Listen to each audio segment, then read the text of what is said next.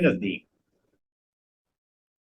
according to T.S. Eliot, T.S. Eliot say that according to me, unification of thought and sense of sensibility and arrangement of the poetic ideas and poetic process and the way of dealing with the subject and grand ideas and how they arrange it is totally marvelous as compared to the rest of the poets. He says that talk about the classical poets, they only write thoughts. Talk about the romantic poets, they write feeling. But talk about the John Donne. He knows how to unite, their feeling and thought, because he knows the unification of thought and sensibility, how to arrange it in order. I personally say, John T.S. Eliot say, I personally say that he is the best poet who knows unification of thought and sense of sensibility, how to unite it, how to arrange it, and I admire John Donne. People started studying John Donne, and they even include him in their syllabus. फिर उसके बाद इसको syllabus में शामिल किया गया, लोगों ने इसको ज्यादा से ज्यादा स्टडी किया, और ये अकली पोएट्री करता है, मतलब वर्ड्स के साथ खेलता है। आप अगर इसको स्टडी करें, आपके कोर्स में है आई थिंक, तो आपको मजा आ जाएगा कि बड़ा अच्छा पोएट। मेरे ख्याल में अब हम स्टार्ट करते हैं इन चीज़ों को, फिर डिस्कस करते हैं कि फॉर्म क्या होता है, पोइट्री क्या होता है। Okay, in today's lecture, you people are going to learn critical appreciation format, how to how to know the format of the poem. There is a poem, and you have to know the format of the poetry. आपने उसके format को जानना है कि format क्या है, और उसके लिए कौन सी हम लिटरेरी थ्योरी स्टडी करेंगे। उसके लिए हम फॉर्मलिज्म, जो क्रिटिसिज्म की थ्योरी है, हम उसको स्टडी करेंगे। हम देखेंगे कि प्रैक्टिकल क्रिटिसिज्म क्या है, हम देखेंगे कि पोएम्स जो break by Lord Alfred Tennyson है, हम इसकी पोएम को लेंगे और इसको हम क्रिटिकली अप्रिशिएट करेंगे, उसके स्ट्रक्चर को देखेंगे, और अकॉर्डिंग टू फॉर्मलिस्ट क्या चीज, फॉर्मलिस्ट थ्योरी के मुताबिक कौन सी चीज इंपॉर्टेंट है। अगर हम एक पीस ऑफ जॉनरा को अप्रिशिएट करना चाहते हैं, क्रिटिकली अप्रिशिएट करना चाहते हैं, हम राइटर की बायोग्राफी नहीं लेंगे, हम उसकी फॉर्म को लेंगे और उसके अंदर देखेंगे क्या है, इसमें अलूजन क्या है, इसमें रेफरेंस क्या है, इसमें पर्सोनिफिकेशन क्या है, इसमें पैराडॉक्स क्या है, इसमें लाइटिटीज कहाँ पे है, इसके अंदर रेफरेंसेस कहाँ से है, इसके अंदर रिफ्लेक्शन कौन सी है, इसके अंदर सेटिंग कौन सी है। ये सारी चीजें हम देखेंगे, और ये ही फॉर्म होता है किसी पोएट्री का। अब हमें राइटर की स्टडी, बायोग्राफी की जरूरत नहीं है। जो हमें समझ आ रहा है, हम उसके अकॉर्डिंग उसकी ये चीजें देख के हम क्रिटिसाइज कर देंगे, और ये अकॉर्डिंग टू न्यू क्रिटिसिज्म।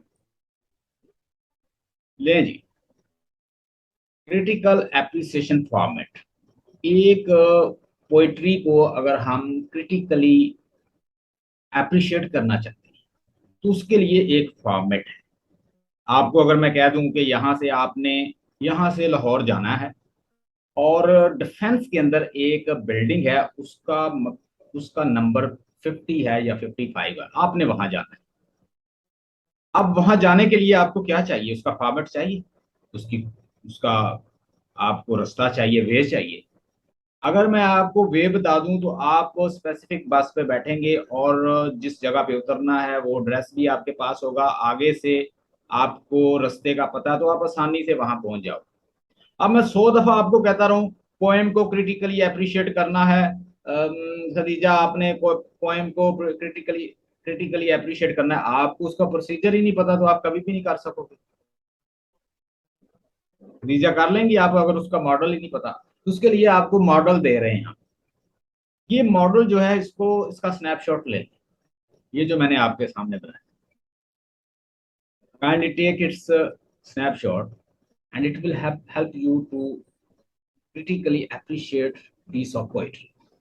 अच्छा, जब भी आप किसी पीस ऑफ पोएट्री को अप्रिशिएट करना चाहती हैं, तो उसका जनरल आइडिया देखें कि उसके अंदर क्या है, जनरल आइडिया क्या है।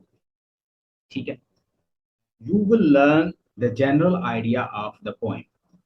Talk about the Wordsworth poem to the cuckoo, talk about the Wordsworth poem Daffodils. जब आप डैफोडिल को स्टडी करेंगे तो डैफोडिल का जनरल आइडिया क्या है, that we are ignoring nature. Nature is very beautiful. Nature is a healer. Nature is a soother. Nature is a comforter. We people are not enjoying beautiful scene of nature. And he uses paradoxes. He uses similes. He uses metaphors. He uses personifications. He uses setting. He uses narrator. He uses imagination. अब देखिए इतना कुछ एक poetry के अंदर मौजूद है, तो हमें और चीजें देखने की कोशिश जरूरत ही क्या है, क्योंकि फॉर्म ही सब कुछ है। हर चीज की फॉर्म उसका उसके बारे में बता देती है। अगर आपने इंसान को देखना है तो इंसान का एक अपना फॉर्मेट है। उसके हैंड होते हैं, उसका फेस होता है, उसकी लेग्स होती हैं, उसका एक बैली है, पूरा एक बॉडी है। अब इंसान को कहता है कि जिस जस जो फॉर्म है वही सब कुछ बता देती है। जब आप फॉर्म को देखेंगे तो फॉर्म के साथ क्या आ जाएगा, एक इंसान है ना। जब हम किसी भी पीस ऑफ योनरा को स्टडी कर रहे हैं, ये इंसान है, ठीक है। वैसे मैं ड्राइंग कर रहा हूँ, इसके हाथ भी हैं, ठीक है, एल्बो भी हैं, टू लेग्स भी हैं, पाँव भी हैं। अब जब हम इसकी शेप को समझ जाएंगे तो हम इसकी एक एक पीस को, ये इसके कंटेंट्स हैं, जो उसके कंपोनेंट्स हैं, जो उसके पार्ट्स हैं बॉडी के, हैंड्स हैं, हमने उसकी शक्ल देख ली, फॉर्म देख ली, तो फॉर्म उसके कंटेंट के बारे में खुद बता देगी। ये कहते हैं फॉर्मलिस्ट। कौन कहते हैं कि हमने फॉर्म के ऊपर फोकस करना है। जब हम उसकी फॉर्म जान जाएंगे तो हमें ये भी पता चल जाता है कि ये किसके लिए लिखी गई है। वो फॉर्म ही बता देती है, फॉर्म बता देती है कि ये किस पर्पस के लिए लिखी है। उसकी शक्ल बता देती है कि ये कैसा इंसान है। हम बाज बात लोगों को देख के हम देख लेते हैं कि यार ये किस एरिया का। आप आपके सामने एक मैं चीन से बंदा सामने कर देता हूँ, एक जापान से कर देता हूँ, एक अमेरिका से कर देता हूँ, एक इंग्लैंड से कर देता हूँ, एक आपके सामने बंदा कर देता हूँ रशिया का, एक आपके पास सामने सऊदी अरेबिया से, एक आपके सामने बंदा कर देता हूँ ऑस्ट्रेलिया का। आप उनकी शक्लें देख दे के ये जान जाओगे ये किस एरिया के। वो कहते हैं कि फॉर्मलिस्ट जो अप्रोच थी जो रशिया में आई थी, तो रशियन फॉर्मलिस्ट लोगों ने भी यही कहा था। इसमें एक जकोब्सन नामी बहुत बड़ा एक राइटर क्रिटिक था, उसने कहा था कि सबसे ज्यादा इंपॉर्टेंट फॉर्म होती है। अगर फॉर्म आप जान जाएं तो आप बहुत कुछ उसके साथ जान जाते हैं, क्योंकि उसके साथ कंटेंट उसके साथ बिल्ट इन होता है।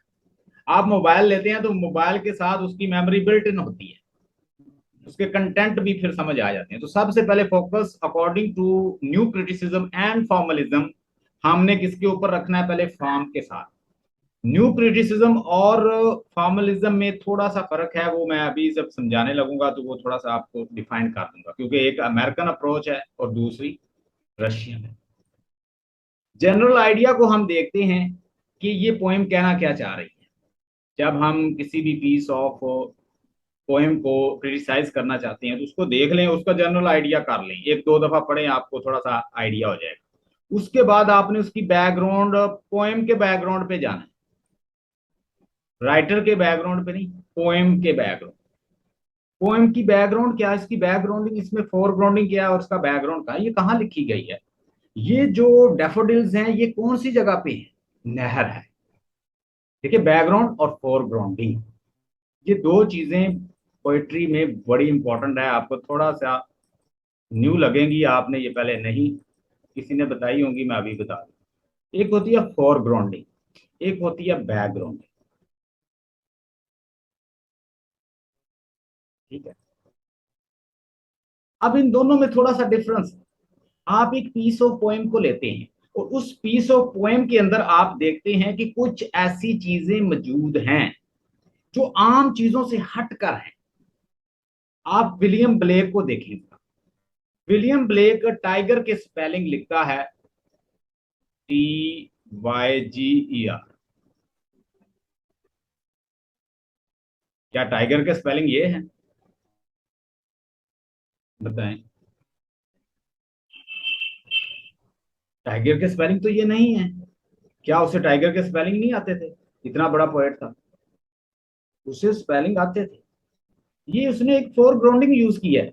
ऐसा नाम रखना, ऐसी सेटिंग बनाना, ऐसी चीजें इन्फ्यूज करना पोएट के अंदर जो नुमाया नजर आए दूसरों से, जो पोएट्री को नुमाया करते हैं। कोई ऐसी मोनोटॉपिक लैंग्वेज इस्तेमाल करना, कोई ऐसी सिमली शामिल कर देना, कोई ऐसी हट के चीज उसमें शामिल कर देना, उसको कहते हैं फोरग्राउंडिंग, ताकि लोगों की तवज्जो ज्यादा से ज्यादा पोएट्री की तरफ हो। और पोएट के पास एक और चीज होती है, उसे कहते हैं पोएटिक लेसन्स। वो ग्रामेटिकल चीजों से हट के भी अपनी पोएट्री को कर सकता है, उसे इजाजत होती है।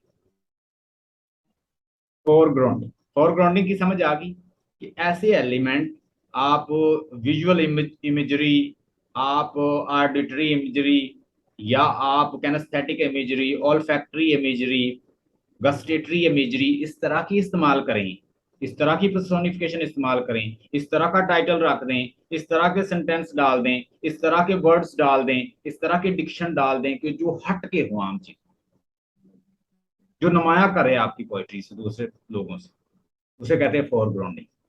अब बैकग्राउंडिंग क्या है कि वो कहाँ पे ये सारा सीन चल रहा है।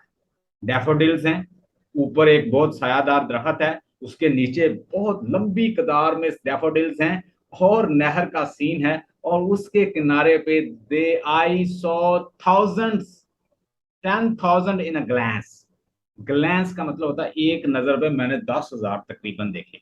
ये उसने क्या इस्तेमाल किया? हाइपरबली। ये पोएट ने क्या इस्तेमाल किया?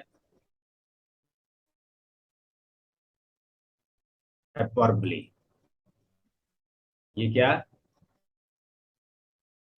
हाइपर हाइपरबली जो है, ये भी एक पोएट्री की, ये भी डिवाइस है। It's also literary figure of speech. ये भी एक फिगर ऑफ स्पीच है। आप इसको इस्तेमाल करते हैं और इससे आपकी पोएट्री अच्छी हो जाती है।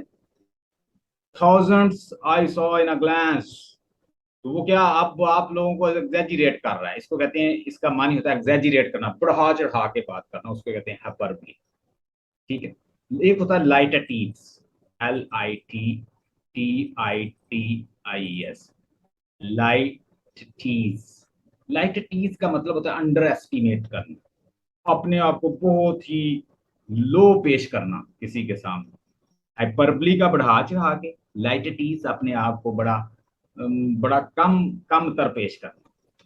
ठीक, अंडर एस्टिमेट करके पेश करना। तो बैकग्राउंड देखते हैं कि भाई ये सीन कहाँ चल रहा है, कौन किससे बात कर रहा है, स्पीकर क्या क्या रहा है, और स्पीकर का मूड कैसा है, और ये कौन सी जगह है। ये जो इतने ये नहर है, इसके साथ एक दरख्त है बहुत बड़ा, और इसके नीचे जो है हजारों डैफोडिल्स के फूल हैं। ये उसका बैकग्राउंड है पोएम का। Hope you got the point. ये दो पॉइंट क्लियर हो गए। आपने सबसे पहले जनरल आइडिया बताना है कि ये पोएट्री क्या है, पोएम, और ये क्यों लिखी गई है, और इसका मकसद क्या है, और ये क्या कहना चाह रहा है यहाँ पे। उसके बाद बैकग्राउंड देना है कि ये कौन सी जगह पे है इसकी सेटिंग, और ये क्या चल रहा है इसके बैकग्राउंड में, स्पीकर क्या कहना चाह रहा है। टाइटल ऑफ द पोएम आपने बताना है, उसका क्या, डैफोडिल उसका टाइटल। ठीक है, जस्ट टाइटल बताएं। उसके बाद उस देखना है कि पोएट का एटीट्यूड क्या है। आप बताएं, डैफोडिल के अंदर पोएम का, पोएट का एटीट्यूड क्या है, उस पोएम का ओवरऑल क्या रिफ्लेक्शन दे रही है, मतलब रिफ्लेक्ट क्या कर रही है। पोएट का मूड कैसा है, पोएट परेशान है, क्या वो ऐसी इमेजरी यूज करता है जिससे परेशानी जाहिर होती है उसकी। पोएट का, मां दे पीछे बैठ मान हाँ जी, कंधे दबा मां दे चल। डैफोडिल के अंदर क्या आपको लगता है कि पोएट का जो एटीट्यूड है वो उदास है? जिसने डैफोडिल पढ़ी है, आप डैफोडिल के अंदर देखें, उसका एक मिक्स सा एटीट्यूड है। कहता है जब मैं खुश होता, इमेजिनेटिव, उसका एटीट्यूड क्या है, इमेजिनेटिव है, यहाँ इमेजिनेटिव है, और वो हैप्पी हो जाता है, सैड नहीं है, मिक्स सा है। कहता है जब मैं उदास होता हूँ तो मैं क्या कर लेता हूँ, ये सीन को रिकलेक्ट करता हूँ अपनी अपनी याददाश्त में, इमेजिनेशन में उसको ले आता हूँ, और मैं कहता है कि उसके साथ फिर नाचने लग जाता हूँ। तो पोएट का एटीट्यूड जो है वो काफी मिस्टिक सा है, बड़ा इमेजिनेटिव सा है, इमेजिनरी किस्म का एटीट्यूड है। और क्रिटिकल समरी, आपने यहाँ पे क्रिटिकल समरी बतानी है उसकी, थोड़ी सी छोट, ज्यादा से ज्यादा ये एक पैरा की होनी चाहिए, एक पैराग्राफ, ठीक है, इतनी सी बनाई। उसके बाद उसके थीम देखें, ये अच्छा खासा वर्क बन जाता है। आपको थोड़ी सी मेहनत करनी पड़ेगी, हेडिंग देती जाना, ये पॉइंट जो मैंने लिखवाए हैं इसके अंदर उनको फीड करती जाना, आपको पता चल जाएगा। पोएट्री वही जो मैं आपको करवाऊंगा उसमें से एक दो आ जाएंगी, बल्कि दोनों ही आ जाएंगी, दो ना आई तो एक जरूर आ जाएगी, लेकिन ये स्ट्रक्चर याद रखना। उसके बाद आपने लिखने हैं मेजर थीम क्या है इसके अंदर। चलें जी, डैफोडिल के अंदर देखते हैं क्या क्या थीम्स हैं। Love for nature, love for nature theme, imagination का थीम है, इसी तरह जैसे मैं लिख रहा हूँ ऐसे लिख देते हैं, इमेजिनेशन का थीम है। और क्या थीम, यानी नेचर से लव का थीम है, इमेजिनेशन का थीम है, और क्या चीज दिखाई गई है, हैप्पीनेस, पेंसिव मूड का भी है, जब पेंसिव होता है राइटर तो। इस तरह दो तीन थीम लिख देना। मेजर सिंबल इसमें क्या दिखाई गई, हाँ जी, कौन कौन सी सिंबल डैफोडिल के अंदर दिखाई गई है, आप याद कर लें कोई एक दो। डैफोडिल भी आ सकती है, ठीक है। हम वो आपको असल में आपका ना न्यू क्रिटिसिज्म के अकॉर्डिंग नॉलेज चेक करना चाह रहा है कि किस तरह क्रिटिसाइज करोगे। उसके बाद सिंबल, मेजर सिंबल उसके अंदर देख लें। एक तो सिंबल है वो टॉसिंग हेड की, कि वो अपने सर हिला रहे हैं जैसे इंसानों की, टॉसिंग हेड, ये पर्सोनिफिकेशन भी है, जो वो सर हिला रहे हैं ना, तो ये पर्सोनिफिकेशन। अच्छा, कोई बताएगा कि व्हाट इज पर्सोनिफिकेशन। पर्सोनिफिकेशन का मतलब होता है, ये भी एक लिटरेरी डिवाइस है, फिगर ऑफ स्पीच है। अगर आप किसी इनएनिमेट चीज को, किसी बेजान चीज को, उसके अंदर किसी जानदार चीज की करेक्टरिस्टिक डाल रहे हैं, कोई ह्यूमन करेक्टरिस्टिक डाल के पेश कर रहे हैं, किसी ऑब्जेक्ट की, किसी बेजान चीज की, या किसी भी चीज की, उसको जानदार शो करके पेश कर रहे हैं, तो वो पर्सोनिफिकेशन हो जाता है, उसे पर्सोनिफाइड कर देते हैं। जॉन कीट्स ने भी किया था कि आटम सीजर तुम तो ऐसे हो कि जैसे कोई रस निकालने वाली रस निकाल रही है, ऐसे ग्राउंड में बैठी हो, फील्ड में, और वहां पे जो जूस प्रेस करने वाली जैसे कोई औरत है, तो तुम तो ऐसी लग रही हो। और कहीं कहीं पे मैं ऐसे लगता है जैसे वो आप वो दाने साफ कर रही हो, किसी दशीजा की तरह। आटम को उसने कंपेयर किया था, आटम से उसने कहा कि आटम तुम परेशान क्यों होते, दो हैव दाई सीजन, दो हैव दाई सॉन्ग टू, तुम स्प्रिंग सीजन से क्यों परेशान होते, तुम तो बहुत खूबसूरत हो, तुम तो हार्वेस्टिंग का सीजन हो, तुम्हारे अंदर तो लोग ज्यादा से ज्यादा हार्वेस्ट करते हैं, चीजों फसलों को काटते हैं, फसलें लोगों के घर आती हैं, और तुम तो बहुत अच्छा सीजन हो, तुम परेशान क्यों होते हो, तुम्हारे तो अपने म्यूजिक, तुम्हारे अपने सॉन्ग है, तुम स्प्रिंग के सॉन्ग से क्यों परेशान होते। मतलब लोग ज्यादा वो क्या किस पे लिखते थे, लोग ज्यादा बहार पे लिखते थे, उसने आटम पे लिख दिया, खजां पे लिख के उसने अपने आप को एक बड़ी जबरदस्त एक रवायत रखी। अच्छा, फिर हमने उसको क्या करना है, उसकी मेजर थीम फाइंड करनी है, और सिंबल जो मेन मेन आपको नजर आ रही है ना, वो आपने देखनी है। कैनाल जो है वो भी एक सिंबल है, ट्रीज जो हैं वो भी उसके अंदर सिंबल्स हैं, ठीक है। और इमेजेस को भी फाइंड करना, इमेज सिंबल एक तरह की होती है, तो कौन कौन सी उसने सिंबल इस्तेमाल किए। और बाज बात पोएट जो है वो क्या करता है, विजुअल भी यूज करता है, कुछ चीजें, कुछ कैनेस्थेटिक भी करता है, जो मूवमेंट को शो करे उसे कैनेस्थेटिक कहते हैं, ठीक है, जो फीलिंग्स मूवमेंट्स वगैरह की दिखाए, तो वो आपकी क्या होती है, कैनेस्थेटिक इमेजेस होती हैं। और जो ऑडियो को शो करे, ऑडिटरी इमेजेस भी होती है, उसको ऑडिटरी इमेज कहते हैं। कोई स्मेल भी होती है, कोई स्मेल भी पोएट इस्तेमाल करता है, उसे कहते हैं ऑल, स्मेल ही कह लें, ऑल फैक्ट्री। कोई टेस्ट की होती है, उसे कहते हैं गस्टेटरी इमेज। कोई ऑर्गेनिक इमेज होती हैं जो सब का मिलाप होती हैं, ऐसी इमेजेस।